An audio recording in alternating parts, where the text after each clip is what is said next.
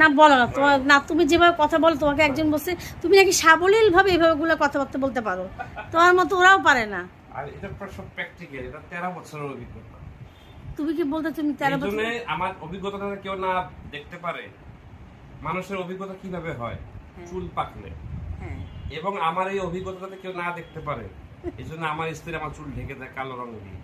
না, কালো কালা তো দেয়নি তোমাকে। দেখছেন নিজের ওয়াইফকে কিভাবে খেপায়। এইজন্য আর তা তুমি কি বলতে চাও তুমি আমার বোনের সাথে সুখী না? না, এটা তো বলা যাবে না, কেন?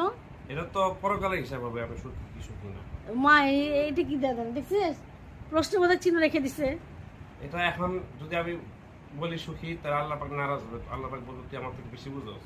হ্যাঁ বলে কি শুকরিয়া আদায় করবা, সুখী তো আল্লাহ পাক খুশি হবে। হ্যাঁ, এটা আমি আমার অফিসে সবসময় বলি, খারাপ থাকো ভালো থাকো সবসময় সুখী।